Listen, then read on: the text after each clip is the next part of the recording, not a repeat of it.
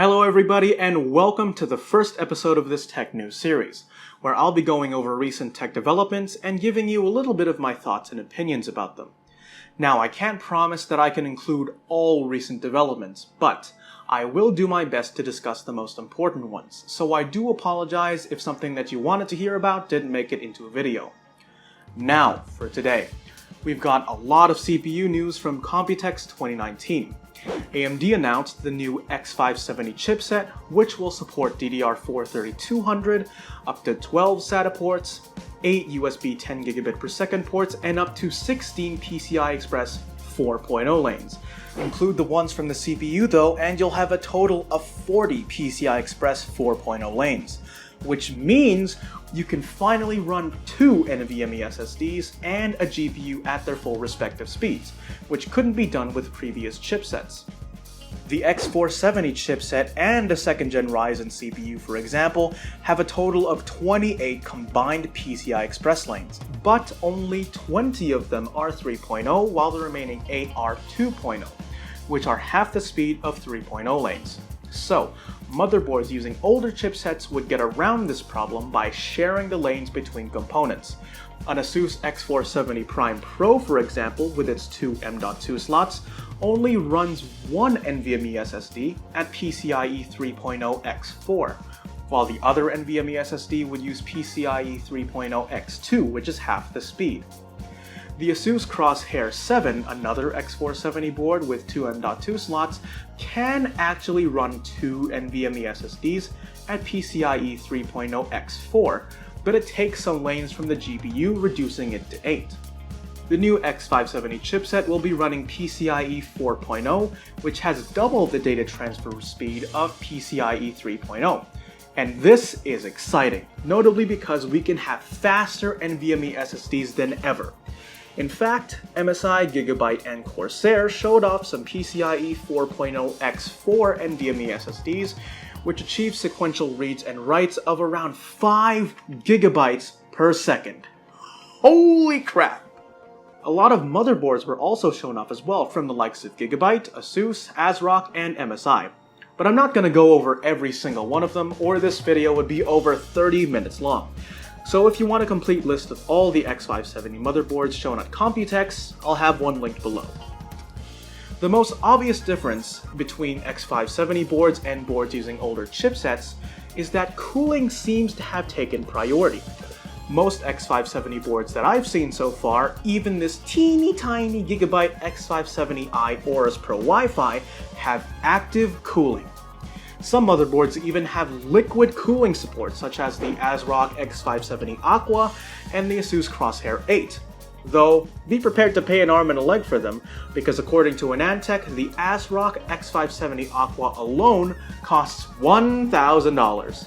Now that's not confirmed, so do take it with a grain of salt, but just by looking at that board, I think you can believe that. Other boards that don't support active cooling still have their own impressive sets of heat pipes and heat sinks, like this X570 Aorus Extreme from Gigabyte. The better cooling over X470 boards probably has to do with the higher power draw of the X570 chipset. Moving on to compatibility now, the X570 chipset will support 2nd generation Ryzen and up. B350, X470, and everything in between will support CPUs from 1st till 3rd gen, though B350 and X370 will be needing a BIOS update. And finally, the A320 chipset will not be supporting the 3rd gen chips. And speaking of the 3rd gen chips, AMD also launched them at Computex.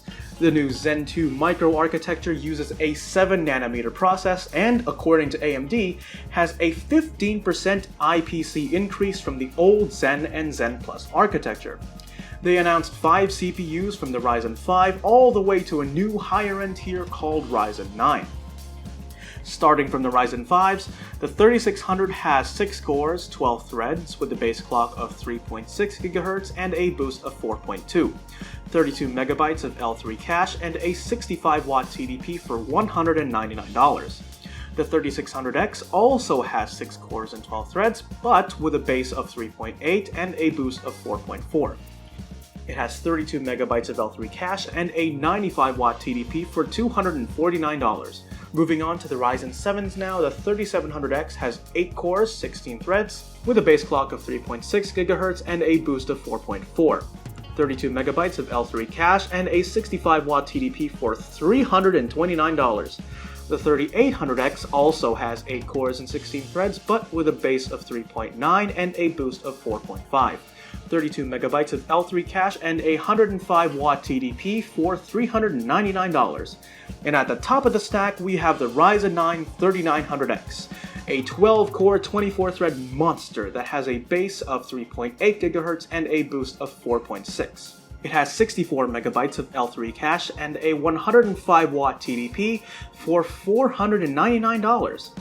And there are rumors of a 16-core, 32-thread Ryzen 9 CPU, but we don't really know anything about that right now. These 5 CPUs will be available for purchase on July 7 this year. I get it. 7nm, July 7, I see what's going on. Now let's go over some performance figures. Here we have benchmarks for the 3700X against the i7-9700K, the 3800X against the i9-9900K, and the 3900X against, interestingly, one of Intel's own high-end desktop chips, the i9-9920X.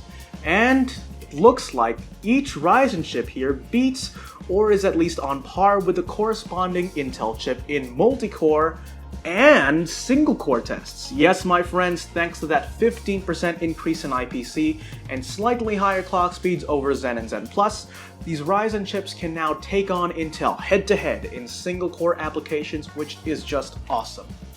I've mentioned a few times in my previous videos that because of their much higher clock speeds and overclocking headroom, the Intel K chips were the way to go if you needed to play heavily CPU-bound games like FSX or OMSI, or if you wanted an average of around 144 FPS in AAA games.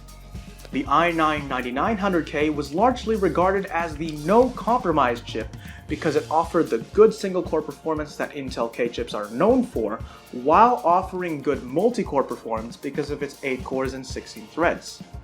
But now, it appears that Ryzen 9 may hold that title.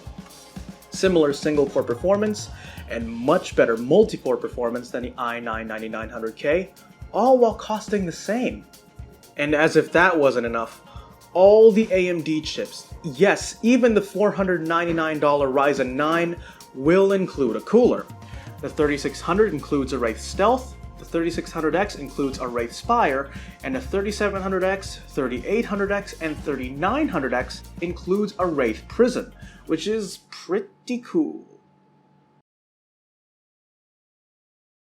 Now, going back to that spec table I showed earlier, you might have noticed that most of the chips have boost clocks surpassing 4.3 GHz, which was the highest boost clock of a Zen Plus chip, the 2700X. So I'm really excited to see what kind of overclocking can be done. Perhaps we'll see the higher end chips like the Ryzen 9 reach 4.7 GHz? Maybe 4.8? Well, I mean, Ryzens aren't known for being great overclockers, but hey, this is Zen 2 we're talking about, it's a new process node, it's got an updated architecture, so who knows, it could be different this time around. Another thing to note is the TDPs. The Ryzen 7 3700X and Ryzen 9 3900X in particular have really low TDPs considering their clock speeds and the number of cores and threads. So I'm curious to see how their clock speeds behave with the number of cores being used. If they can actually sustain near boost clock speeds with all the cores active, or if they have to dip down to less than 4 GHz to lower heat output. If you guys remember, the Ryzen 7 1700, like the 3700X, also had a 65-watt TDP, and with all the cores active, it only did 3.1 GHz when its boost clock was 3.7 GHz, a 0.6 GHz difference. With the more efficient 7nm process, it might be possible to sustain higher clocks, but again, we'll have to see about that. Another concern I have is specifically with the Ryzen 9 3900X, and where AMD is positioning this chip in the market. On paper, it seems to have the performance of a high-end desktop chip. I mean, 12 cores and 24 threads doesn't exactly scream consumer CPU. It says Threadripper 2920X, which is also 12 cores and 24 threads. The 3900X actually should beat it in both single-core and multi-core performance because of the higher IPC and much higher clocks. But there are quite a few distinctions that make high-end desktop well, high-end desktop, such as quad-channel RAM, which can improve rendering times for large files, or more PCI Express lanes for installing multiple NVMe drives or GPUs, both of which the 3900X and the X570 chipset do not have. It still has the same dual-channel RAM support and PCIe lanes as the rest of the Ryzen range. So between the Threadripper 2920X and the 3900X, it's a little bit of a weird situation. One uses a chipset with more flexibility, but the other has more pure CPU performance for less money. I guess we'll see where this chip truly lies in the market once we see the price and performance that 3rd gen Ryzen Threadripper and its chipset has to offer. But regardless of where it lies in the market, I think $500 is a pretty reasonable price for it. And speaking of reasonable pricing, Intel's new i9-9900KS probably doesn't have it. Intel's latest effort to beat AMD is the i9 version of what the i7-8086K was to the i7-8700K. Except that the 9900KS does 5 GHz all the time. Yay! Because it's not like people haven't done that to their 9900Ks anyway.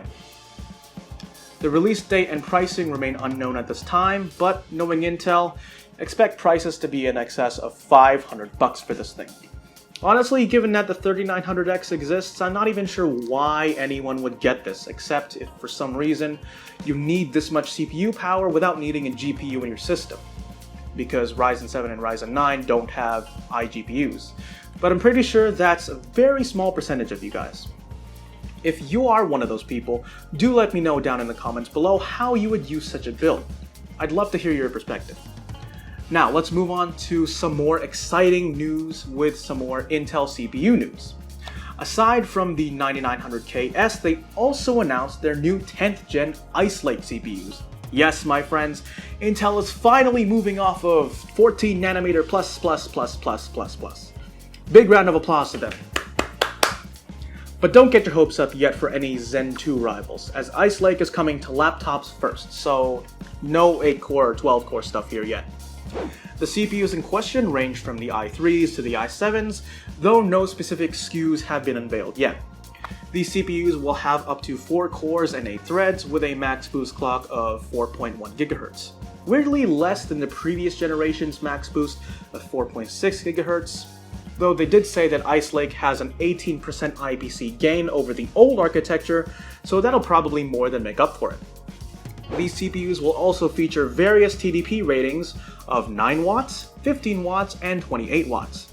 They also made improvements to their integrated graphics. Their new Iris Plus graphics have nearly double the performance of the UHD 620, which brings it pretty close to AMD's own Vega 8, which means you'll get pretty reasonable frame rates at 1080p on games that aren't too demanding like CSGO, Rocket League, or Fortnite. Not too shabby. The new Gen 11 graphics also has some other advantages besides gaming performance, such as 2 times faster HEVC encoding and 2.5 times faster AI performance for things like image recognition. Like the 9900KS, pricing and release dates still remain unknown at this time, but Dell did announce that their new XPS series laptops will be featuring the 10th gen chips. The most interesting thing about Ice Lake is probably that figure over there. That figure represents the first actual IPC gain since the launch of Skylake back in 2015. Since then, every succeeding architecture, Kaby Lake, Kaby Lake R, Kaby Lake G, Coffee Lake, Whiskey Lake, Amber Lake, and good god that's a lot of lakes. All these architectures use the same 14nm process, the same CPU core design, and have the exact same IPC since 2015. For 4 years, we were just stagnating. And no, I'm not going to count Coffee Lake because adding more cores is just a brute force method of increasing performance without any real development. But it looks like Ice Lake is the start of progress. A slow start with the low-power laptop CPUs, but it's a start nonetheless. And I can't wait to see what high-performance beasts that Ice Lake will power in the next couple months. Brace yourselves, ladies and gents, because the CPU world is about to get crazy. Thanks for watching, guys. If you liked this video, please consider giving it a thumbs up and subscribing to the channel. Please also remember to hit that bell icon next to it so you don't miss any future videos. Post your questions, comments, thoughts, feedback, or suggestions down in the comments below, and I will see you in the next video.